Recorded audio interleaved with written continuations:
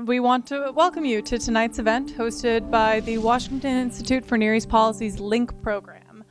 LINK is a program by the Washington Institute for Near East Policy, whose offices you're in right now, and it is an acronym, like everything in DC. And it stands for Learn, Inform, Network, and Know. So it's a silent K. You can call it LINK if you want. And for those who may not know, the Washington Institute is an independent, bipartisan research institution funded exclusively by American citizens. And we seek to advance a balanced and realistic understanding of U.S. interests in the Middle East and to promote the policies that secure them. We bring together young policymakers, researchers, and journalists for a variety of events throughout the year. We've hosted events on intelligence in the Middle East. We just hosted one that was Middle East trivia. We hosted a live podcast event a few months ago. It's been great. So if you want to join and you want invitations to our events, you can go to washingtoninstitute.org/about/link or join our Facebook group. We're called LINK, a Washington Institute program for young professionals.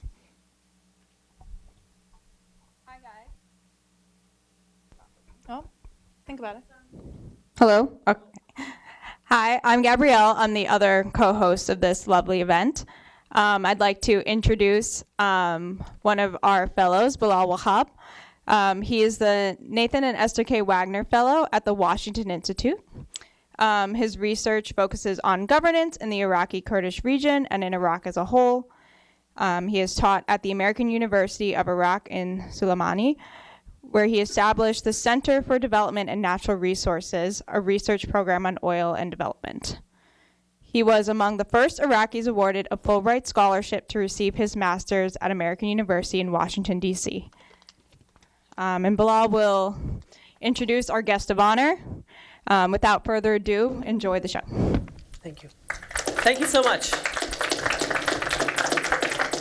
Thank you all for being here. Yes, we do have a very special guest tonight, Ahmad Al-Basheer. You stay.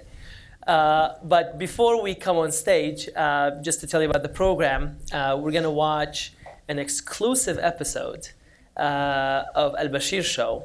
So this is the third episode that he recorded in English. It will go on the web tomorrow, but we get to watch the first, it's 19 minutes, so we're not going to watch all of it, but at least like the first 10 minutes of it tonight. And that's the special treat for this LINK event. And then he and I will engage in a conversation for about 25 minutes to half an hour, and then we'll open up to your questions, okay? So first things first, we're gonna watch a short video, and again, this is a new episode that will be broadcast tomorrow. Please have a seat. Sure. So the best advice in these things, they say, show, don't tell. So we just showed, but we're going to tell anyways. Ahmad Al-Basheer, thank you for joining us. Thank you very much. Welcome to the United States. Thank you. And welcome back to the Washington Institute. Thank you very much. I'm very happy and honored to be here today to talk about the current situation in Iraq. I'm very pleased and honored to sit in front of you guys all. And we're ready. As you say about the show, don't tell. In Egyptian, they say, showa walad dawa. Showa walad dawa? Yeah. Okay, I like that too. So I'm in the presence of a celebrity. And what you ask celebrities is, the following question, which is the favorite question that Iraqis ask any celebrity, be it a singer, a beauty pageant, or in this case, Ahmad Al-Basheer. Ahmad? Yeah. What's your favorite color? Black. Why? Because I gained so much weight. I need to hide it. So black, yeah, you can't see. You can't see anything with black. Hide them. Ahmad Al-Basheer is quite a character, as you will see. His show started in 2014, and he himself in the very first episode said that no one ever thought of this kind of program, and he shows all of the clips from the Colbert Report, Jon Stewart, etc. But he does really give a true Iraqi flavor to this political satire weekly show that he has. So we're going to talk about his show a little bit, and then we're going to talk about himself, the man behind the show, which is the highlight of this evening. But it's also a unique opportunity to get a glimpse of the protest movement that the video alluded to, because the success of the Al-Basheer show has been its ability to channel the desires, the wishes, the dreams of Iraq's younger generation, those who are on the street and protesting on the one hand, but also be able to speak to them. And we'll talk about how he does that and sort of the challenges of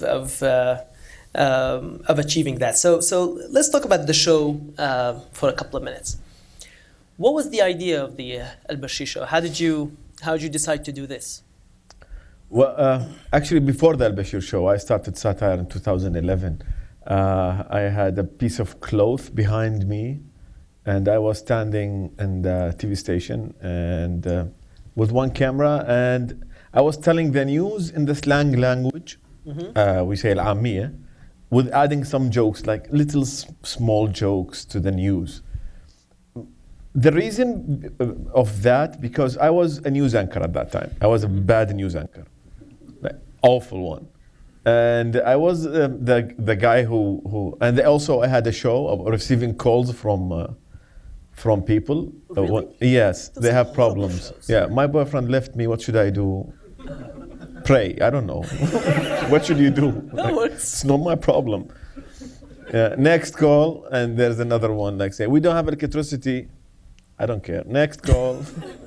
So it was a very bad show. I was sitting in the TV station just because I have a duty to make 2 shows and do a news, but they give me instead of that great salary, $300 a month.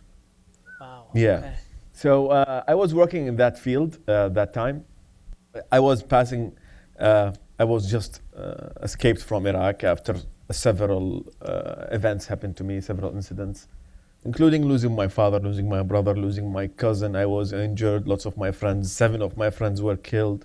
I was kidnapped. I was in jail. Like everything happened to me. The sequence of the Iraqi human being. I'm sure like 80% of Iraqis have seen all of the things that I've lived through. So I fled the country after a depression that I got, and I thought when I changed the country I would live. Maybe I will try to survive. So yeah, I was doing that. I was bored of reading the news, and I was doing a 9 a.m. morning news, and you can imagine no one watches the news at 9 a.m. ever. That's right.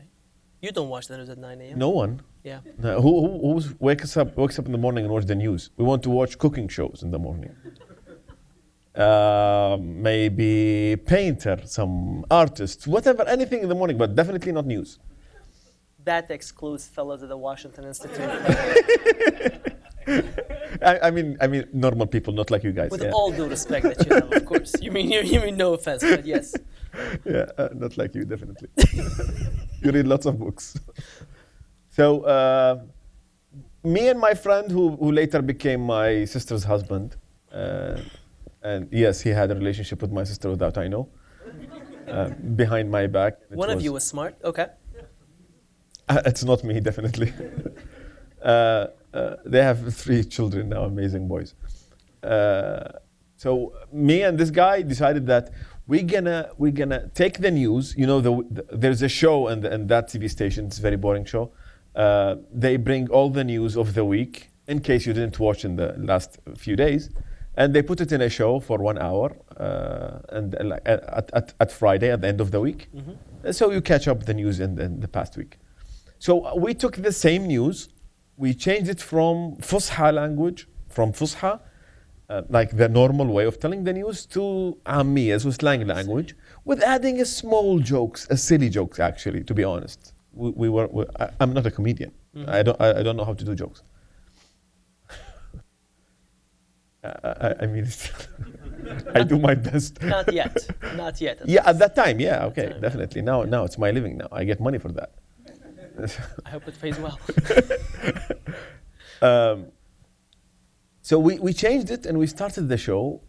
The first episode we got 1,000 views on YouTube. sorry, 700 views on YouTube. And all of them were my friends because I sent them to every single one of them, like, watch this show, watch this show. The second episode was also 500, 300 views. Third episode, 300 views. So no one is watching the show, and we were very tired during the week, gathering the materials. We were only two, doing our best, editing for 3 days, 2 days, doing our best to make it fun. And no one is watching the show, so I decided, like, after the third episode, I will quit this job and I will find another thing. Maybe I will go to the US as an immigrant, like all the Iraqis, and then I'll start a new life in USA. Who was president at the time? Obama. Yeah, Which is good. You missed your chance. Yeah, which is good. I didn't come. Okay. Yeah. And then one day he wakes me up in the morning and he said, "There's something happened." And we went to the laptop and he said, "Come." And 100,000 views on YouTube for the third episode. Wow. What I happened? was like, exactly. What happened? This is my question. Why do you steal my words? What happened, Muhammad? He said, "I don't know. No one knows." And this is the power of social media. Literally overnight, I turned from a normal person who's doing a news on TV, like everyone, like thousands of Iraqis do that, and journalists. I would say hundreds, not thousands, to a celebrity. In that day, I went to the supermarket to get the cheap $2 meat, okay, because it was very cheap. And someone there was like, "Yeah, I watched you today. You are amazing. Can I take a picture with you?" Like, I'm a celebrity now? What happened? And then started the turning point for my job, starting from being a news anchor, a bad news anchor who can't say the right words in Fusha, to someone who's telling the same news but in another way. Because for me, for this new generation, I was bored from watching classic way of the news. It's not because it's bad, no. It's because I don't want to watch 1 hour a day to know everything happens in the politics. So for what I did is we gathered this materials in 1 hour a week, fun, entertaining, with some visual effects, which is not that good, but visual effects. And with the slang language, easy to the people, easy to the new generation, which is 65% of Iraqis. Mm-hmm. So we get 35 million Iraqis. There's 65% who their age is from 15 to 35, which is majority of Iraqis. Mm-hmm. So how do you tell these people, this new generation, which they don't watch the news, they don't know anything about their politicians, how do you make them know about their politicians? We use that way. Mm-hmm. And then I turned from this show to another show, and then 2014 we established the first independent show in Iraq. It broadcasts on several TV stations, but in the same time, it doesn't connect to any TV station. And it's owned by the people who are making that show. Mm-hmm. And this show is like a small institution. It's moving from place to place. But they know, the audience knows that this show is doing 1 hour a week, gives me everything that I want to know about the political system or the political news in Iraq during that one hour. And it's fun. I would say it's funny. But why satire? Why not just end of the week recap of the news of the events show? Where did the satire come from? I used, me and the crew, we used this way to reach to the people. We know this way is much easier. It's funny stuff are much easier to get to the people. Okay. And it's entertaining at the same time, and it's fun because we hate to be classic people telling the news in a classic way. We don't want to do that. What's been the impact of the Al-Basheer show? How do you before that, how many people do you reach nowadays? Every week? We have 4 million subscribers on YouTube. We got 3 million on Facebook, 4.5 on Instagram. I guess 2 on Twitter now. It's escalating on Twitter, actually. Okay, Iraqi started to use Twitter the last 6 months. And you air on Deutsche Welle, right? And I air, yeah. Isn't that weird? Why is an Iraqi political satirical show airs on a German channel? What's wrong with you? There is no single Iraqi TV station who can afford the freedom of the show. Have you of tried it? speech. We tried in 3 TV stations, and the Iraqi government shut them down Shut the stations down. and cut off the show also. Yeah, they do So you that ended up with sometimes. Deutsche Welle because the Iraqi government cannot shut down a German TV Yeah, station. they tried.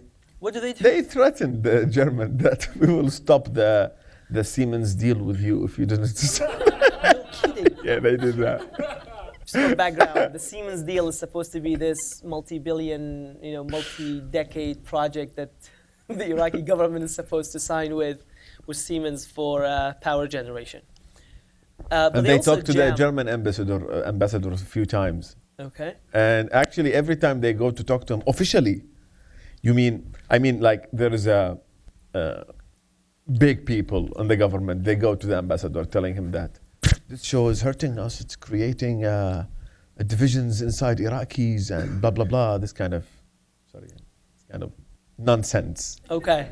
I won't say know the what other you wanted word. to say. I know Yeah. what you wanted to say. And every time they go to the German ambassador, I was like, yes, I feel happy now. Okay. Because imagine if the German ambassador like shut down because this show they're making fun of the prime minister. I think for him it was fun day to hear them Good. speaking about that. He did tell me that despite that, they still try to jam the Deutsche Welle Yeah. signals on Friday evenings at 9 p.m. when they show when his show airs. They do Just that to make every sure week. that Iraqis don't get a sense to watch it. Yeah, every week they do that until today. Until So last tell Friday me. they did that. So yeah, to the Why? numbers. Yeah. Numbers is between 5 to 8. 7, they say 7 to 9. 7 to 9 million Or across 5 the to 8. different platforms. Yes. Okay. Like social media and TV. Yeah. So why would the Iraqi government go to the length of using the diplomatic channels with Germany to try to shut you up? Because there's no other way to shut me up. They tried everything. Okay, what are you saying? Why do they want to shut you up? It's not easy. They don't handle jokes. And they're definitely not handling... They don't have a good sense of humor? never know. Thick, And thin skins? no, they're not. Okay. Because they're very weak on the ground. They didn't achieve anything for the people. This is why they're very easy to destroy. And this is what we're doing. We are destroying them, actually. And for them, they can't handle a free speech. In Iraq, never ever in Iraq happened that there is a free institution. There is someone on TV saying whatever he wants to say, including using maybe sexual words, including using interviewing people who are, let's say, مثار للجدل. Controversial. Yeah, this word. I can't say it anymore. For them, they need to control everything. They need to control the media. They need to control everyone. Every single one works in the media or on TV. In all the ways. Paying them money, threatening them, using the power of living in the country, using the militias, using terrorists sometimes. I mean, ISIS and Al-Qaeda and these stuff. Using you as an Iraqi needs a paper from the government, as an Iraqi citizen. They use everything against you. And actually, if we go to these things, I've seen it all. Everything, every single one of these things I've seen. But Intimidations, threats. sometimes there's good people in the government, there are good people who works for the country, and they support me and they help me, especially with the papers thing. Oh, with the paperwork. Yeah, with the Okay, paperwork. with red tape. The Al-Basheer show, and I'm happy to say that I've actually been watching it from episode 1. I just learned that today. Yeah.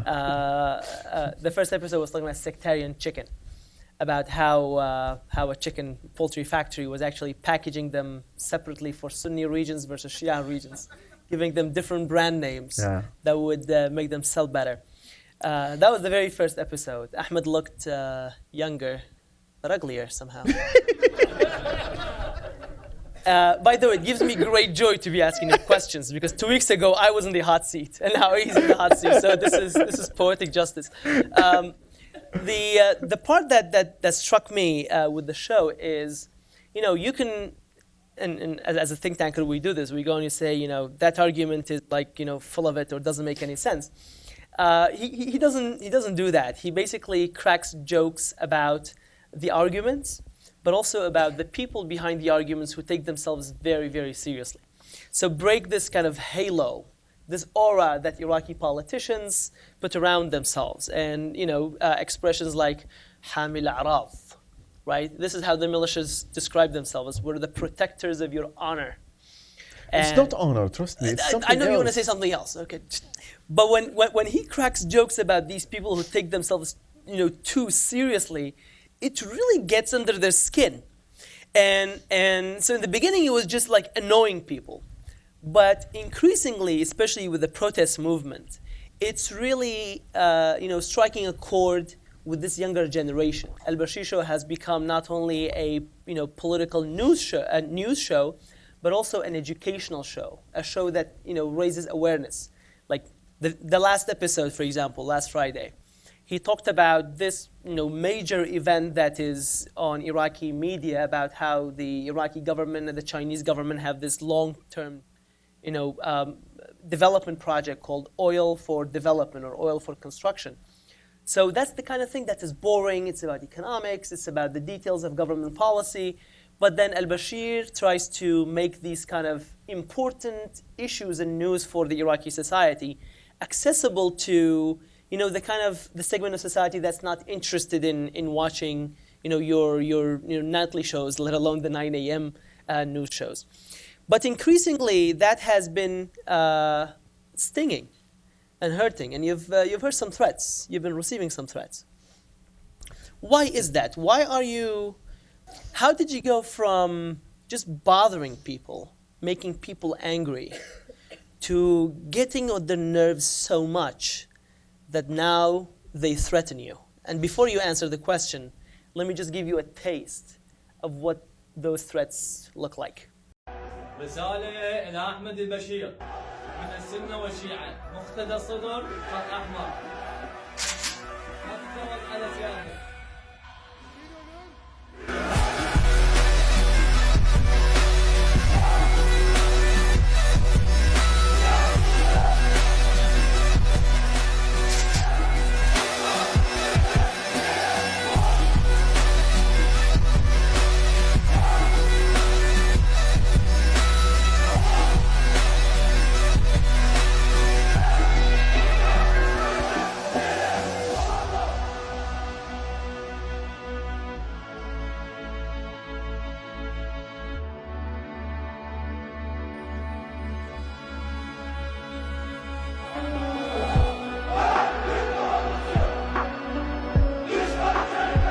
This is one of the threatening videos that was posted online against Al-Basheer. And by the way, there are also rallies in some parts of town with his picture and an American flag. Actually, after we did the interview, that episode Yes. that you and I did, he hosted me on the episode before last, and basically he asked me to explain from an American perspective how the United States and how Americans view Iraq, right?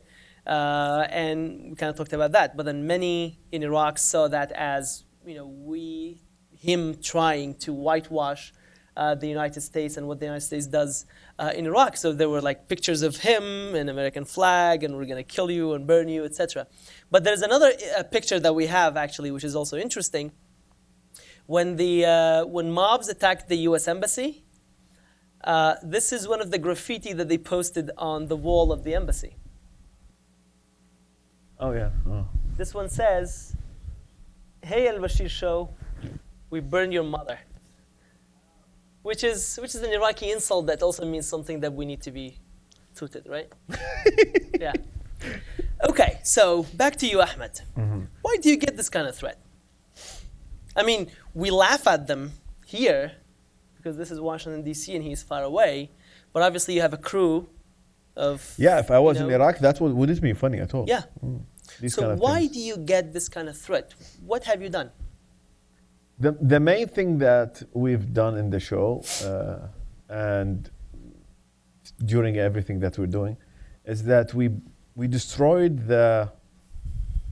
the authorities that they created for themselves, which the halo that they created to control people. You know, they use religion, they use sect, they use ethnicity. They didn't achieve anything on the ground. The only thing that they're good at is how to divide people and to control the divisions and to control the blocks. They don't know how to build the country. This is all they do. So they need the religion, they need the power of the fear, they need the power of the hunger, they need the power of controlling the people. And this is the classic ways of controlling any people in the world, you know. Make them hungry, scare them, use religion, and definitely there is an enemy who is waiting for them, will come and wipe them out. It's the classic ways of dictatorships in anywhere in the world. So they're still using these ways against the people, and they think, actually it worked until 2014. But after 2014, the new generation, when it started to rise, I think it's going to be different. It was different, and it's going to be different for the future of Iraq. As you see now, the revolution on the streets. Right.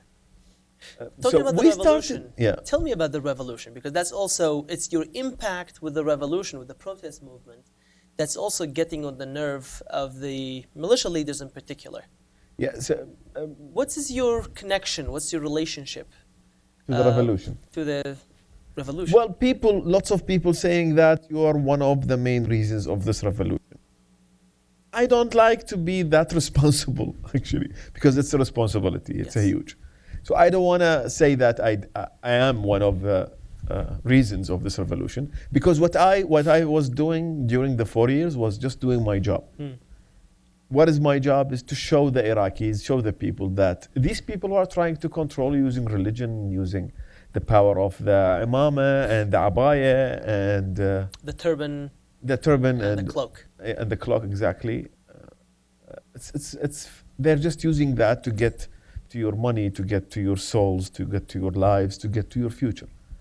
This is my job, but this is what we're doing since 2014 until today. We're talking to the people directly without any censorship, and we're telling them then the truth about what's happening. I remember on 2014 when we started to talk about militia leaders in Iraq, when the Americans were fighting with the militia leaders against ISIS.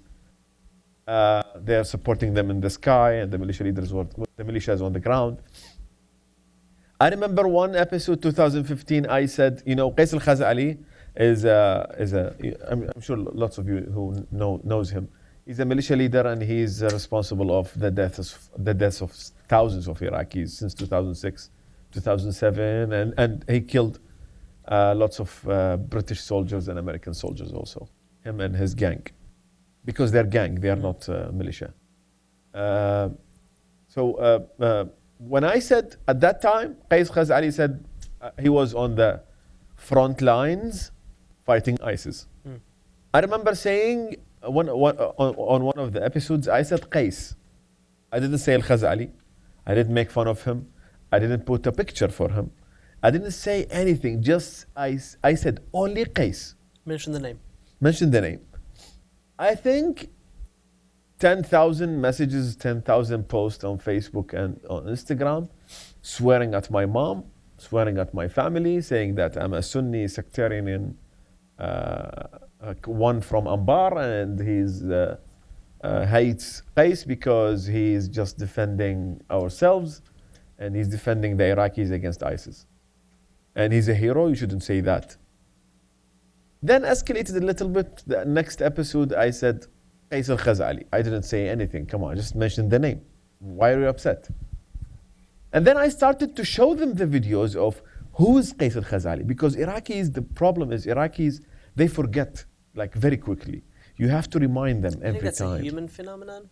Yeah, it's a human phenomenon. But with Iraqis, it's different because problems are daily, on a daily basis. You get a disaster today, tomorrow is another disaster. So if you live through these situations, trust me, you will forget. Right. So you need someone to remind you of who is that person, what did he do? And you have Dulab al-Hawa. Yeah, Dulab al-Hawa, definitely. He has a Ferris wheel in his show. And he says, oh, if you've forgotten what this person has said in the past or done in the past, let me show you. Then he has this Ferris wheel that basically goes back, and somehow they have a recording of every interview that any Iraqi politician has ever done. Yeah, I don't know how they do that, but that is one of the characteristics of the Al-Basheer show. Yeah, it's a good archive we have. Okay. Yeah. Then we started to show them who Qais al-Khazali are and how Hadi al-Amiri is corrupt and how Hadi al-Amiri is a militia leader and how Hadi al-Amiri participated in the war against the Iraqis in the 80s with the Iranian army, against the Iraqi army. So we started to show them every week, and then they realized, lots of this new generation realized that these militias are just using our youth to get to control, to control more money, to control more positions in the government, and to control the people in any ways. And they're just, they're another corrupt politicians just like anyone else. And they're not like what they were claiming that they are. In 2019, we got the very same people who used to use bad words against me because I was making fun of Qais. Very same people on the streets after they saw that he's a criminal. Mm-hmm. They were on the street. They were swearing at Qais and chanting against Qais, demanding to remove the militias from Iraq. So this is a long period of time, but it deserved it. One of the current ongoing themes of your show is debunking conspiracy theories. Yeah. We know that Middle East loves those conspiracy theories. What's your favorite one? There's many. But of course, I like this Harvard conspiracy theory. Oh yeah, I remember that one. Harvard, what is it? Harvard conspiracy theory. There's this cleric who was on TV and he said, there is an institution in America, and this institution, the name of this institution is Harvard, and they control the climate. And this is why it's hot in the summer. Because America wants to destroy Islam. Yeah. Okay. And sometimes they make earthquakes. Sometimes. Yeah, when they want. It's the best. And another one. Yeah, sure. Hit me. The 9/11, but I can't remember the details of that. He said the two towers are 11, and the plane hit the ninth floor. So that's 9/11. So it's 9/11. So it's all planned by the Americans. Okay. Yeah. Yeah. And the Jews, of course. Israelis, definitely. Just for good measure. Yeah. Just for good measure. Because when you type something NY33 on the Word, in the Word. Yeah, in Word documents. Word document, you will see NY33, two towers, David Star. Uh-huh. And definitely it's Israel behind that. Which is obvious, come on. I think that's like creativity is like really wasted there. But anyways. Do you know there is a conspiracy theory saying, well, this guy, he was on TV, and this is also my favorite. He said, Pepsi means... Oh yeah, that one. Pepsi is a word made by Mossad. Meaning? And it means, pay every pence, save Israel. There you go. Yeah. By the way, it's on TV. I'm not kidding. This has happened. Yeah. Someone, a cleric said that. And said Fanta means... Fanta? Fanta. Okay. You know the drink? I haven't the heard that orange. one. Yeah, the orange I know drink. Fanta. Yeah, Fanta. It sucks. Means what? He said, foolish Arab never tasted alcohol.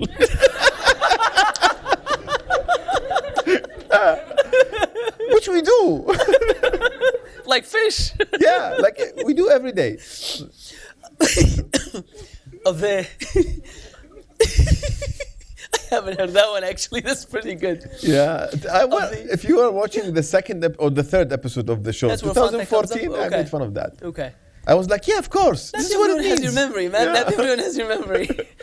Foolish Arab never Of the tasted politicians alcohol. that you really angered, who did you like shake the most, got on their nerves the most? Sent you like the funniest, weirdest hate mail ever? Lots of them, they were Okay. very angry with me, and they're just like my friend saying that 3 politicians, if they kill you, I won't blame them. Okay. I can't say names because it's on record. Okay, we'll leave it at that. Yeah. Will you ever run for office in the Iraqi government? Do you have political ambitions? Oh. Yeah, don't choke. Do you have political ambitions? I don't say no, and I wouldn't say yes. Okay. But I would say if there's a chance to be part of building the country, to be part of, not with these people, of course, not with these people around, no. Okay. Because you can't go to work as a politician with the militias all around the world, other place, with all this corruption money, of course. Okay. Maybe we can sponsor politicians to go and the parliament members, maybe. Okay. In the future, I'm not sure, actually, I don't know. Zelensky is a president now, and he was a comedian, the Ukrainian president. I was gonna make that suggestion, but there Yeah. you go. There you go. Yeah. And you have another comedian Who also knows? who's a president. Okay, let's stop there. Changing gears. Changing gears. He was talking about dishwashers the other day. And here he goes. Why? Okay, go ahead. Do your Why? spiel. Why was he talking about dishwashers? It's very funny. By the way, my new addiction is watching Trump speeches. It's amazing. Does he remind you of any of the Iraqi political leaders that No, you... he's unique. No. He's unique. But yes, actually, there is Faq Sheikh Ali. Okay. Yeah, he don't remind me. Tell in us Trump. who Faq Sheikh Ali is. Faq Sheikh Ali is a politician. He was a opposition against Saddam before 2003. And after 2003, he's a secular a politician in Iraq. And he was the first who established, because in Iraq we can't say secular, we say civil parties. Because secular in Iraq means infidels. Yeah, I don't know why.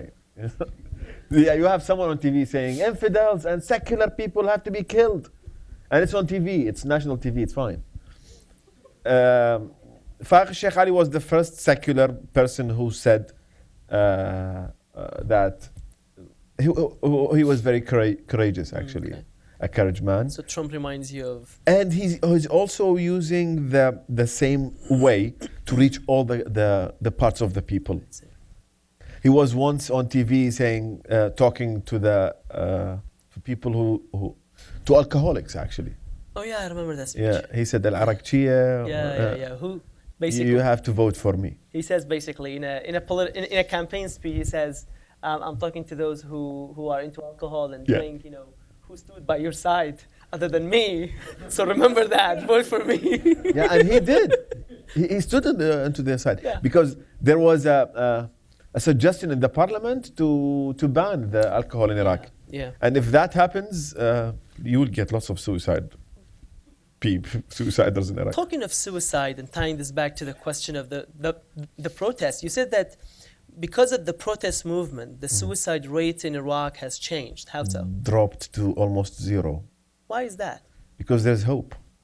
Before the 1st of October, you get, and there's lots of reports talking about it. It was very serious, it was very dangerous. We talked about it. We are trying to get the youth not to do it because lots of them are the new generation.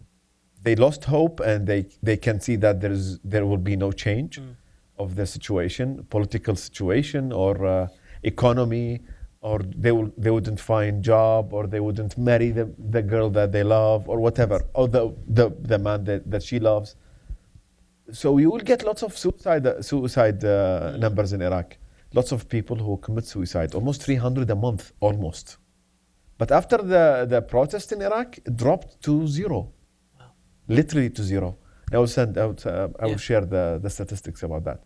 Nice. Because after the protest, people and the new generation felt safe. Actually, I talked to one of the leaders in the protest, not the leaders, let's say protesters. He said all the suiciders who are having the suicide idea, they are in the front lines now. Nice. They are demanding for a better future. They are demanding for a nurid watan, for a homeland. And they stopped this. They canceled the idea of suicide now because they felt that they're not alone. There's a lot of people with them. There's lots of people who thinks like them, and there's lots of people who want to open to the world. They don't want to be in jail like Iran. Definitely no. You mentioned Nuridu Watan, which is the slogan of the Iraqi protest movement, we want a homeland. How does that differ from the popular Arab Spring slogan, which is الشعب يريد إسقاط النظام? The people want the destruction of the regime. Because in Iraq they have the base for democracy, let's say. They have the guidelines for democracy. It's different. In the Arab countries, they are dictatorship regimes. So they want that down, and they have to change it to a democratic, of course, democratic regimes. So we have that in Iraq almost, barely. I mean, not almost, barely. So this is why the youth are on the street now, demanding a few things. One of them is new elections, early elections, I mean, and a new prime minister that secure a free elections, and a new commission, and new electoral law. What's elections law? Yeah, elections law. So these are their demands. They don't want to change the constitution. So it's a positive signal. It's a moving forward march rather than they're going restarting or starting over. Exactly. They're going on the streets to rebuild the democracy again. I see. Because the Iranians and the Americans destroyed the democracy in 2010 when they got Nur al-Maliki. So people now on the streets are demanding for the real democracy to go back. Got it. Here's my last question before I get to your questions. So you've been in the States now for about 6 months? Yeah. And you're leaving soon? Yeah, 1 week. Yeah. What have been your impressions of the US? Yeah, it's a good country. Yeah, very nice. Okay. Yeah. That's it? Just 6 months? Vegas is not that big. I thought it's bigger. All right. Well, I can go on all night, but that wouldn't be fair to you. So please, if you have a question, we have 2 mics. You may line up. I'll be going right, left, right, left. So if you have a question, please grab the mic and ask your question. But how prescriptive are you? Meaning, when you're doing the show, I've never seen the show outside that little clip. How often do you tell people maybe what are some good ideas of what to do versus just point out the faults of politicians of Iraq? Meaning, like, do you recommend certain plans of action for people, or do you just mostly respond to the shortcomings of the government or report the news as you do? Yeah, sometimes we do that, not regularly actually, because we are not ready. You can sit, please. Thank you.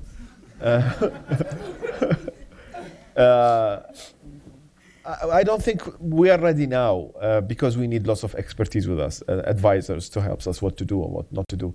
But this is exactly the next level of the show, actually. Telling the people how to make things right now. We know the bad things, we know the things that they've done wrong. So now, what should we do in the future? I think this is a politician's work. And I think this is why they're getting so much money and so much power and so much connections to do. And it's not our job, it's their job.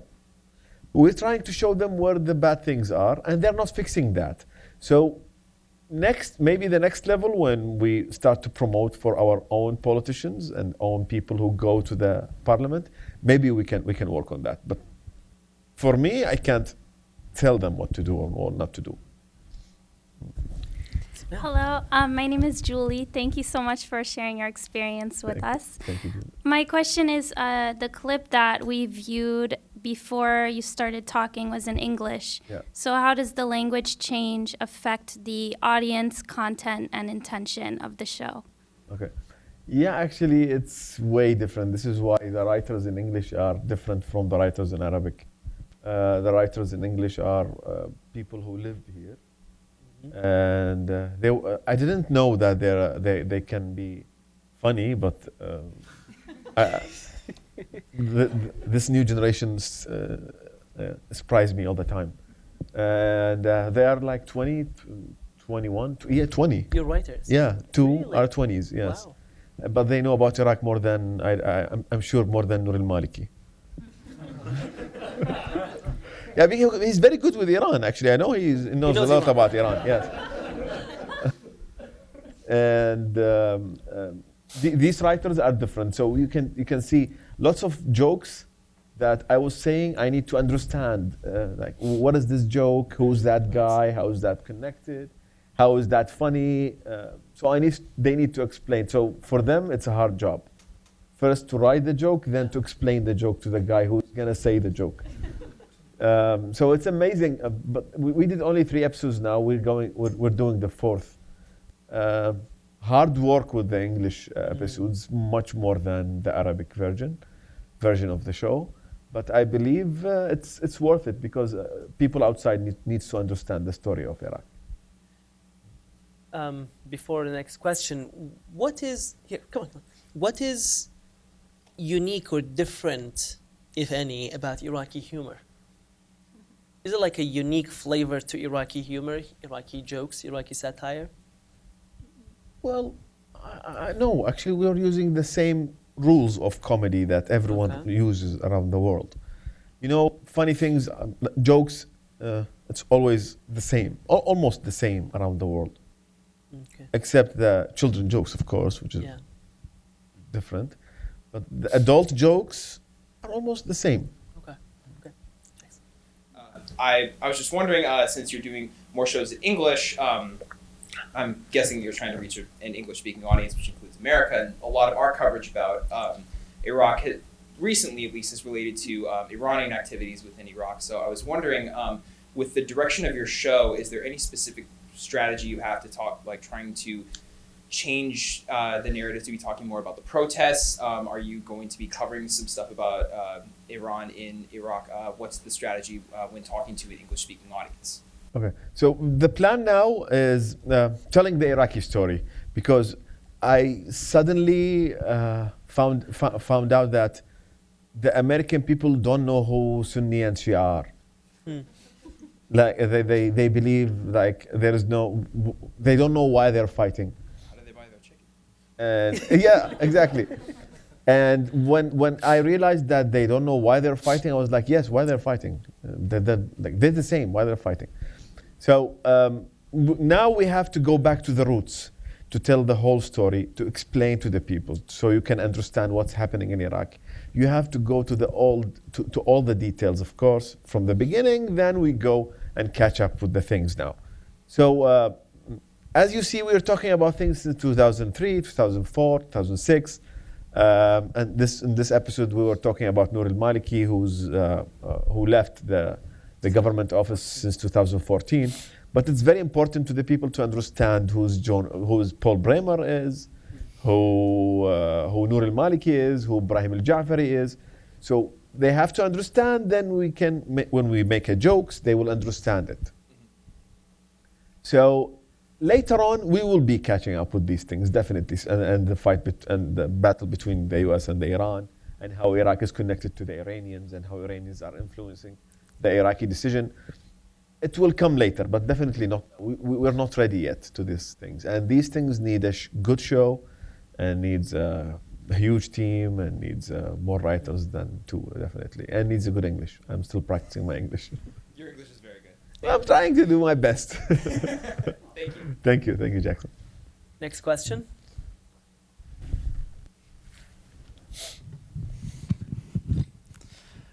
My name is Jason. Thank you for coming Jackson, here tonight. pay attention. That's how it's done. See? Watch and learn. No criticisms meant. If this is delicate or you can't say, I understand. Are there any politicians or political movements that you are excited about in Iraq? Is there a politician or political party or organization that you're excited about? Yeah, I would say. What did you say? Real secular people, I would be excited about. And unfortunately, in Iraq, we have very few secular independent, because there's some seculars.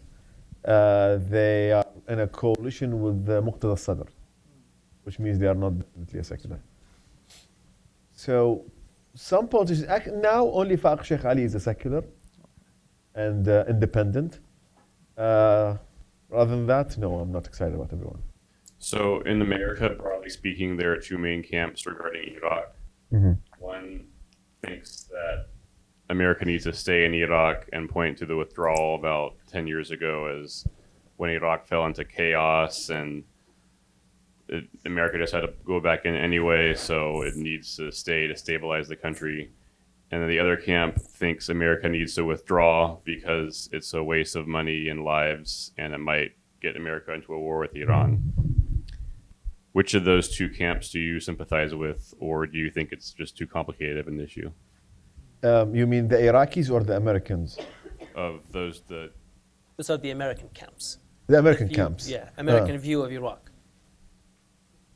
I would encourage the government to have a good relationship with the America and the whole countries, not only America, including Iran.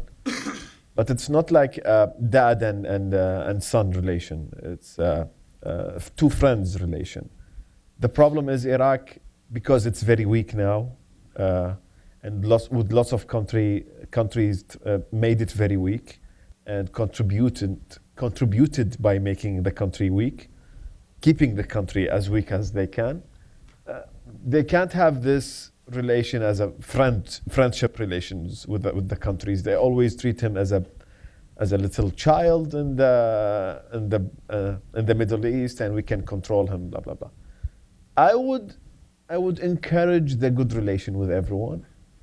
I wouldn't encourage a war between any two sides in Iraq. Like, go fight anywhere. Go fight in the ocean. I don't care.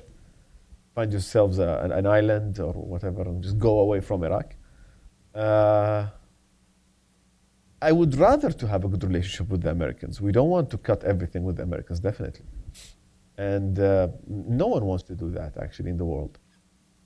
So how do we keep this good relationship with the Americans? It needs to take what it takes.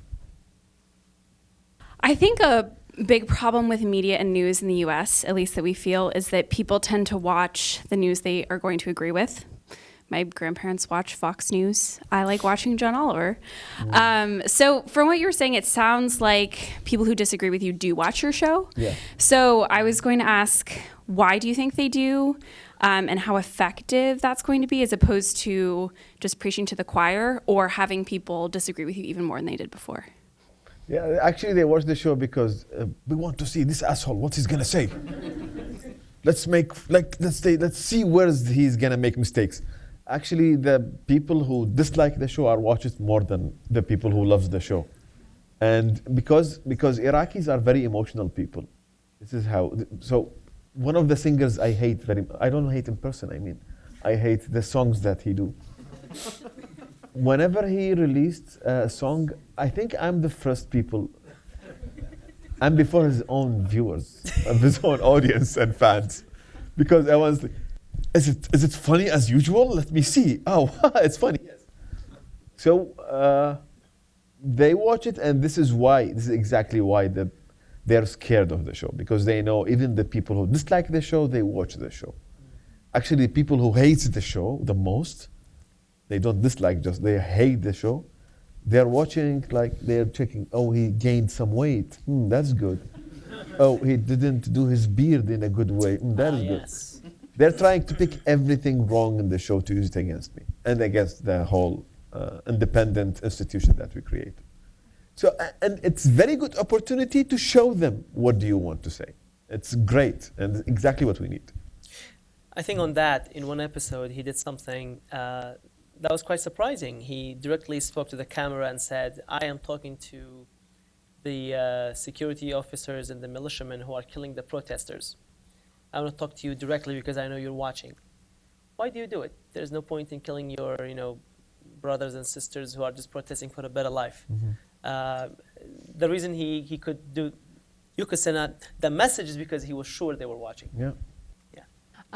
So there's a lot of lamenting about how there's not a lot of Iraqi analysts here in the U.S. in D.C. who are commenting on Iraq. And Excuse me. Exactly.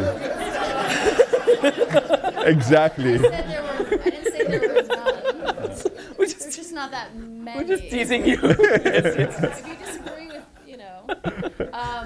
Go ahead. So what's something that a lot of American analysts of Iraq get wrong? Almost everything. Please share.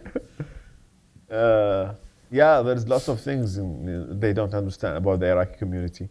There's lots of details that they don't know. The divisions, the sects in the country, how people think, how new generation thinks. Sometimes when the things that you study in media is in college or university, it's definitely not related to the things on the ground, on the real life. So the problem is people here, some of them, they went to Iraq for a visit or something and they came back here and they think that they know everything about this country. No, Iraqis are unpredictable. You will never know what they're thinking of. You will never expect what they're gonna do. Who expected this revolution? I bet if anyone expected that, including the analysts, including the people who are protesting now. Including the Iraqi analysts. Including the Iraqi. No one did. Because this generation is different. This generation, he thinks in another way. You will never expect what is he gonna do. Did you see what did they do 2 days ago? They started to escalate the protest. They لحموا الباب مال الدوائر شنو؟ Oh, they welded the doors of the government offices so no one can go in. So no one Civil can go in. disobedience. This is a creative way to prevent employees Shut from down going. the government. Yeah. Basically. And so this generation, and this is why these militias are very scared, and this is why these politicians now, they don't know what to do with this generation, and they will never be able to control them, ever. And this generation will establish the real democracy for the Iraqis. On that very sober and encouraging note, I'd like to conclude by saying those who are in the movie or TV industry, they always say that, or actors that they give interviews, that comedy is always harder than tragedy. So cracking jokes about, life-changing, very important events like what's going on in Iraq, and of course before the protest movement and the Shia militias and the challenge of corruption in Iraq, and then before that, ISIS and the challenge of ISIS, not only the security challenge, but also the model that they were presenting as an alternative to this corrupt system. And now moving forward, cracking jokes and being able to, lightheartedly educating the younger generation, web-connected, social media savvy Iraqis, while personally being under so much pressure. Threats, and we got a glimpse of the kind of threats that come your way, and those are not, they're not joking, they're not kidding. So that's a testament, Ahmad, to your courage, and I hope that your fellowship at Yale University was an enriching experience. Yeah, it was amazing. I hope that your short time in the United States was also an opportunity for you to, because I think the fate of the two countries are bound together for better or for worse, so might as well be for better. So in the same way that your English episodes help explain what's going on in Iraq to an American audience, I think, I hope that this experience of being in America, interacting with, different segments of the, universities, think tanks, younger folks like this event, also help you do the reverse of explaining how the United States sees Iraq and the kind of relationship that the American people aspire to establish with the Iraqi people, and not necessarily this exclusive relationship that's all about honor, dignity, and fighting, and let's kill the enemy. But maybe it's time that Iraq becomes a boring country for once. A country that no one wants to invade and no one wants to, it doesn't make headlines, and just a normal country that has normal relationships with its neighbors, both, and makes friends with everyone and not just with one particular neighbor. Yeah. And I think that's what the Iraqi younger generation are protesting. And thank you for giving them voice so eloquently and so bravely. And thanks again for talking to us at the Washington Institute and for joining the Link event. And thank you all for being here. Thank you. That concludes our program today. Thank you, everyone.